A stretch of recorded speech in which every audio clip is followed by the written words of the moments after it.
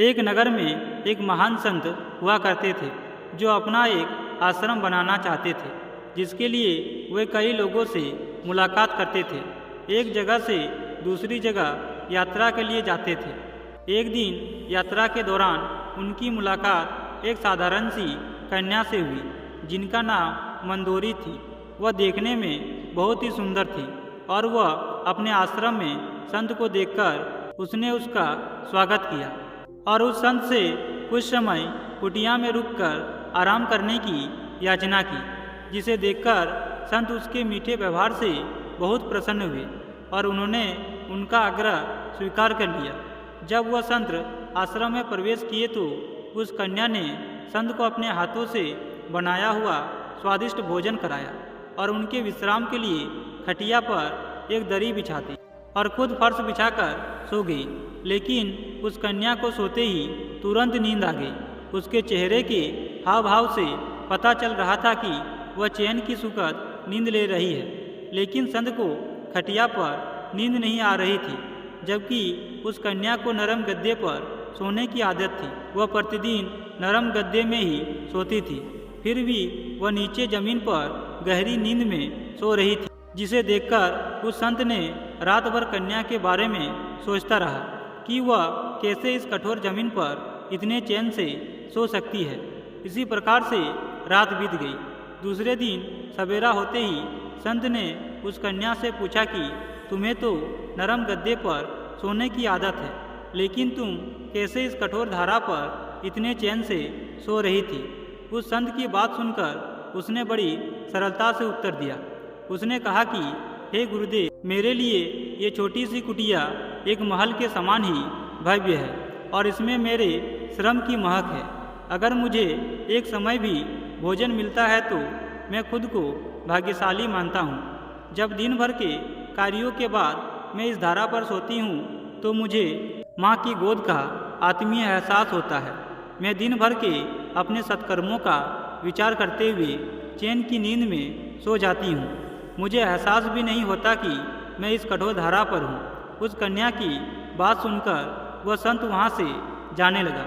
जब वह संत जा रहे थे तब उस कन्या ने संत से पूछा, हे गुरुवर, क्या मैं भी आपके साथ आश्रम के लिए धन एकत्रित करने चल सकती हूँ। उस कन्या की बात सुनकर संत ने विनम्रता से उत्तर दिया। संत ने कहा कि बालिका, तुमने जो मुझे आज ज्ञान दिया है उससे मुझे पता चला कि चित्त का सुख कहाँ है। अब मुझे किसी आश्रम की इच्छा नहीं रह गई और मैं अपने आश्रम में पुनः लौटकर जा रहा हूँ। यह कहकर संत वापस अपने देश लौट आए और एकत्रित किए हुए धन उन्होंने गरीबों में बांट दिया और स्वयं एक कुटिया बनाकर रहने लगे। मित्रों, आत्मा शांति एवं संतोष ही सुखी जीवन का रहस्य है। जब तक इंसान को संतोष नहीं मिलता वह जीवन की मोह माया में फंसा ही रहता है, और जो इस मोह माया में फंसता है उसे कभी चैन नहीं मिलता है। मित्रों, जीवन का सुख संतोष में है। अगर मनुष्य जो है उसी को स्वीकार कर ले और उसी में खुशियाँ तलाशे तो वह उसी क्षण सारे सुख का अनुभव कर लेता है। जिस तरह वह कन्या एक वक्त के भोजन को ही अपना सौभाग्य मानती है और कठोर धारा पर भी चैन से सोती है, उसी कारण उसे जीवन में सभी सुखों का अनुभव हुआ है। वही एक संत वैराग होते हुए भी खाट पर चैन से नहीं सो पा रहा था, क्योंकि उसे अपने पास जो है उससे संतोष नहीं था।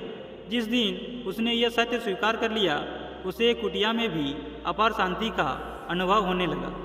मित्रों, यह कथा सुखी जीवन का रहस्य कहती है।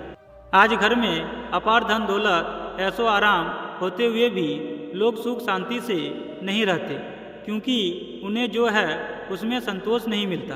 कहते हैं ना, जिन्हें दूसरों की थाली में घी ज़्यादा दिखता है वह कभी खुद चैन से नहीं रहते, क्योंकि व्यक्ति को हमेशा वह चाहिए जो उसके पास नहीं है, और वह मिल जाए तो नई महत्वाकांक्षा उसकी जगह लेती है। इस तरह पूरा जीवन असंतोष में ही बीत जाता है और अंत समय में भी चैन नहीं मिलता है। अतः संतुष्टि ही जीवन का मूल मंत्र है। अगर इंसान में संतोष है तो कोई दुख उसे तोड़ नहीं सकता। मित्रों, अगर मनुष्य अपने जीवन को स्वर्ग की तरह सुखमय बनाना चाहता है तो यह 3 बातों को हमेशा याद रखना चाहिए। पहला है, शांति से बड़ा कोई तप नहीं। मित्रों, शांति से बड़ा कोई तप नहीं है। परिस्थिति कोई भी हो, व्यक्ति को अपने अंदर शांति कायम रखनी चाहिए। शांति हासिल करने से बढ़कर कोई तपस्या नहीं होती है। अर्थात सफलता के लिए मनुष्य को अपनी इंद्रियों पर शांति पाना सबसे जरूरी है। दूसरा है, संतोष से बड़ा कोई सुख नहीं होता। मित्रों, जीवन में संतोष से बड़ा कोई सुख नहीं होता है। मनुष्य को खुश रहने के लिए संतोष का भाव अपने मन में रखना चाहिए। संतोष के साथ ही मनुष्य की जीवन रूपी नाव पार हो सकती है। जिस व्यक्ति के मन में संतोष नहीं होता वह बेवजह परेशान होकर भटकता रहता है। तीसरा है, तृष्णा से बड़ा कोई रोग नहीं होता। मित्रों, मनुष्य के अंदर की तृष्णा सबसे बड़ी बीमारी होती है। जिस भी व्यक्ति को तृष्णा या अभिलाषा नाम का यह रोग होने लगता है वह जीवन भर दौड़ता और भटकता रहता है। यह रोग व्यक्ति को शांति से नहीं रहने देता।